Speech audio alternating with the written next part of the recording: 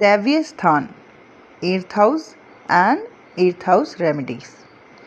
नमस्ते दोस्तों, मेरा नाम है उर्वशी जोशी और ये है मेरा चैनल 333 हाई प्रीस्टेस। दोस्तों, एस्ट्रोलॉजी सीरीज़ में ये एक और मेरा वीडियो है और इस वीडियो में मैं बात करूँगी दैवीय स्थान के बारे में, एर्थ हाउस के बारे में और एर्थ हाउस की रेमेडी के बारे में भी। जो भी लोग एस्ट्रोलॉजी में इंटरेस्ट रखते हैं उन्हें पता ही होगा कि अलग अलग स्थान हैं, धन स्थाना है, सुख स्थाना है, धर्म स्थाना है, और ये जो स्थान है जिसके बारे में मैं बात कर रही हूँ, एर्थ हाउस, मेरे हिसाब से ये दैवीय स्थान है। तो इसी के बारे में मैं बात करूँगी। इस चैनल का जो मेन टॉपिक है वो स्पिरिचुअल अवेकनिंग एंड असेंशन है। ज़्यादातर वीडियो इसी टॉपिक पर मैं जो है आप लोगों के साथ शेयर करती हूँ।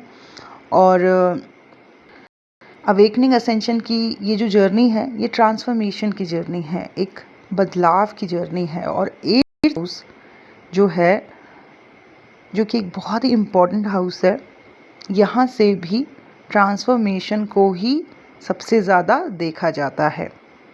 बड़े बदलाव को ही एर्थ हाउस से देखा जाता है, 8वें घर से, जिसे मैं दैवीय स्थान कह रही हूँ। बहुत से एस्ट्रोलॉजर ना एर्थ हाउस को देखते ही डरा देते हैं। अगर कोई आप उनके पास जाओ, बहुत से एस्ट्रोलॉजर ज़्यादातर आपको ऐसे ही मिलेंगे जो आपकी कुंडली को देखेंगे और उसमें एर्थ स्थान को, 8वें घर को देखेंगे और फिर वो कुछ ऐसी बातें कहेंगे जिसको सुन के आप डर सकते हो, डर जाओगे। कष्टाना हाउस भी कहा है इस स्थान को, दुस्थाना भी कहा जाता है। और कहीं ना कहीं जैसे 3 स्थान है कष्टों के, 6वां, 8वां और 12वां, और इन तीनों में भी सबसे ज़्यादा जो है कष्टकारी हाउस, स्थान, भाव जिसे कहा गया है, जिसे मानते हैं एस्ट्रोलॉजर, वो एर्थ हाउस को मानते हैं। वो कहते हैं कि ये दुखों, कष्टों, बीमारियों का स्थान है। इवन यहाँ से कई लोग जो है मृत्यु को भी जोड़ के देखते हैं। पर जो मैं मानती हूँ वो ये है कि ज्योतिष में एक बहुत ही ये जो एर्थ हाउस है, ये एक बहुत ही इम्पॉर्टेंट हाउस है। ये 8वां घर जो है, ये सडन होने वाले इवेंट्स को बताता है। यहाँ से जो है, जैसे मैंने बताया, बड़े बदलावों को देखा जाता है, ट्रांसफॉर्मेशन को देखा जाता है व्यक्ति के।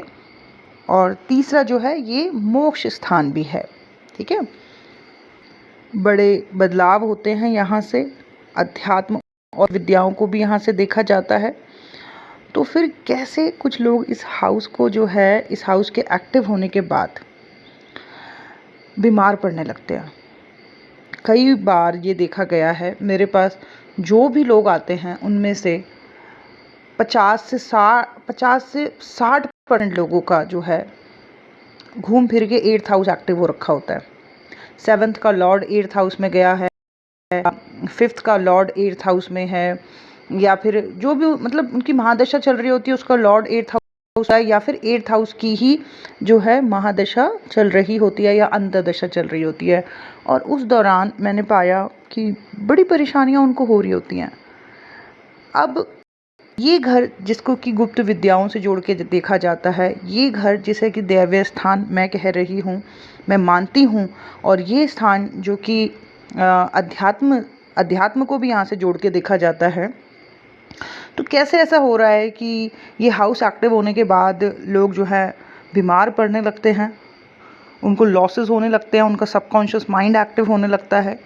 कई लोगों को मृत्यु तल्य कष्ट भोगना पड़ रहा होता है, कई लोगों को जो है सीवियर डिप्रेशन होने लगता है। तो ये इतना पॉजिटिव ये हाउस है, तो फिर कई लोगों की ऐसी स्थितियाँ क्यों हो रखी होती है। अभी रिसेंटली मैं अपने होम टाउन गई थी और वहाँ पे बहुत सारे लोगों ने जो है मुझे अपने चार्ट्स दिखाए, कई चीज़ें उन्होंने पूछी। उनमें से एक मेरे रिलेटिव थे जिनकी तबीयत बड़ी ख़राब थी, उनकी स्पाइन में बड़ा दर्द हो, मतलब रीढ़ की हड्डी में बड़ी प्रॉब्लम्स, वो मतलब लेट नहीं पा रहे हैं, कुछ सामान नहीं उठा पा रहे हैं, बैक में इतने प्रॉब्लम्स। तो मैंने उनके एस्ट्रोलॉजी चार्ट को देखा और देखा कि एर्थ हाउस जो है एक्टिव हो रखा है, एर्थ हाउस की जो है महादशा चल रही है। और उन्होंने बोला कि मैं इतना ज़्यादा परेशान हूँ जिसकी मतलब मैं बता नहीं सकता मैं किस तकलीफ़ से गुज़र रहा हूँ, किस तरीके से ये बीमारी, ये जो भी हो रखा है, मुझे किस तरीके से खा रहा है।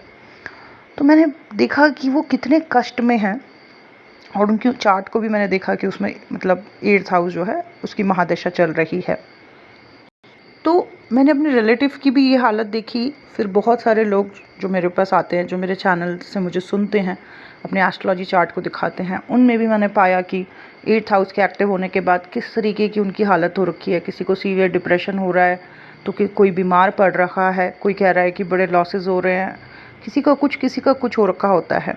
तो ये क्या हो रखा है, जबकि इसी हाउस वाले लोगों को मैंने ये भी पाया है कि यही हाउस वाले लोग, मतलब यही 8th हाउस वाले लोगों को मैंने देखा है कि वो बड़े इम्पोर्टेंट कार्य कर रहे होते हैं जीवन में, बड़ा उनका नाम हो रखा होता है। जैसे कहते हैं ना, सोल पर्पस कर रहा है कोई व्यक्ति, ऐसे कार्यों से भी लोग मैंने जुड़े हुए देखे हैं, यही हाउस वाले जिनके 8th हाउस एक्टिव हो रखे होते हैं। तो कई लोग ऐसे हैं जो जूझ रहे हैं, कष्टों में पड़े हुए हैं, लॉसेस एक्सपीरियंस कर रहे हैं, और कई लोग ऐसे हैं जो कि अपने पर्पस को कर रहे हैं। तो ये क्या हो रखा है, किसी को ये हाउस बड़े कष्ट दे रहा है, तो किसी को जो है, कोई तो यहाँ से अपने पर्पस को कर रहा है, जग कल्याण वाले कार्य कर रहा है, लोगों को डायरेक्शन दे रहा है। यहाँ से बहुत बड़े बड़े एस्ट्रोलॉजर्स को देखता है 8th हाउस से, यहाँ से बड़े वर्ल्ड क्लास जो डॉक्टर्स होते हैं उनको देखा जाता है, यहाँ से आध्यात्मिक गुरुओं को देखा जाता है, यहाँ से जो है जो बड़े अच्छे गुण विद्याओं के मालिक होते हैं, जिनके पास बड़ा गुप्त ज्ञान होता है, उन लोगों को यहाँ से देखा जाता है। तो यहाँ से इतने अच्छे मतलब इस तरीके की डिवाइन क्वालिटीज़ वाले लोग निकल रहे हैं, बहुत अच्छे अच्छे डॉक्टर्स को भी देखा जाता है। और दूसरी तरफ यही हाउस वाले कई लोग पीड़ित हो रखे हैं इतना ज़्यादा कि वो बीमारियां हो रखी हैं, कष्ट हो रखे हैं, उनको मानसिक तनाव हो रहा है, किसी को डिप्रेशन हो रहा है, किसी की ज़िंदगी ही बड़ी बर्बाद हो रही है। तो ये कैसे, मतलब ये क्या हो रहा है?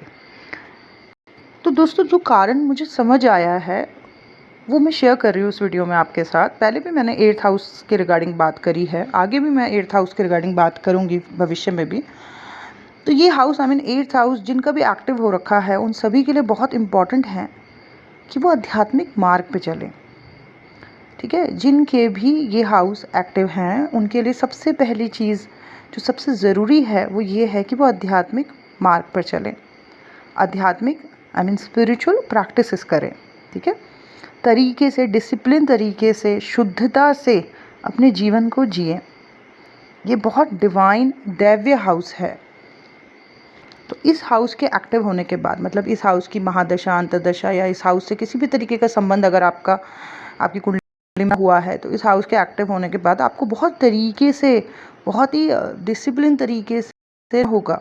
पूजा पाठ, अच्छे कर्म, अच्छा आचरण, आध्यात्मिक प्रैक्टिस में रहना बहुत ज़रूरी है। कार्मिक लोग, कार्मिक कनेक्शन 8th हाउस के एक्टिव होने के बाद जीवन में आएंगे। अगर आप सही प्रैक्टिसेस में हो, सही आचरण में हो, बिल्कुल शुद्धता से अपने जीवन को जी रहे हो, तो बहुत सा कार्मिक अकाउंट जो आपके पास्ट लाइफ से बना हुआ है वो सेटल होगा।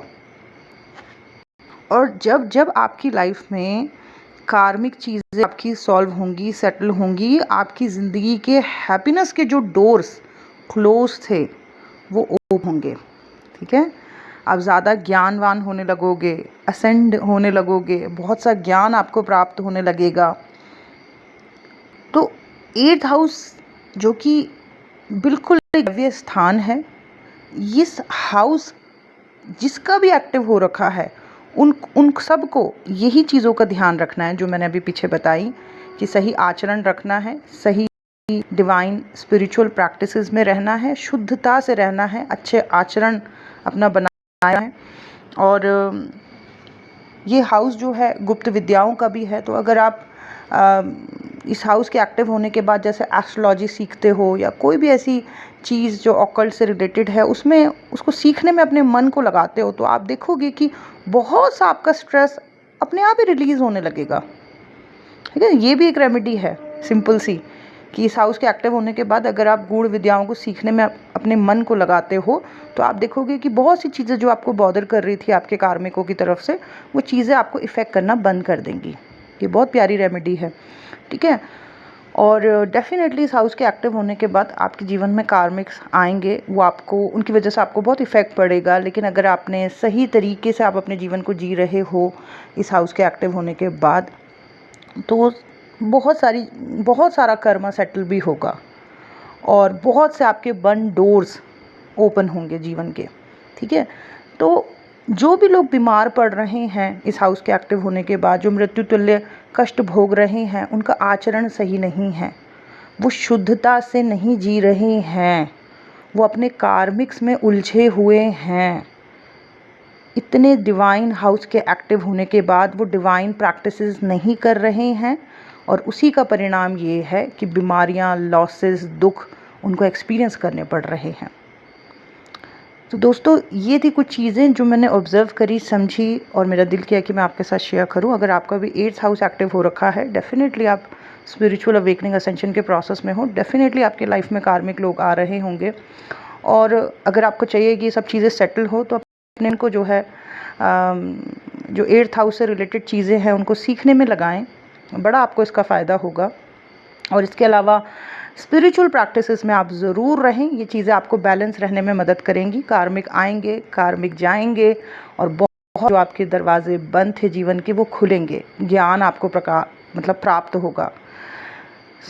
और भी बहुत कुछ। सो दैट्स इट, यही था जो मुझे आपके साथ शेयर करना था। आई होप ये वीडियो आपको अच्छा लगा। Thank you so much. God bless you और बाय बाय।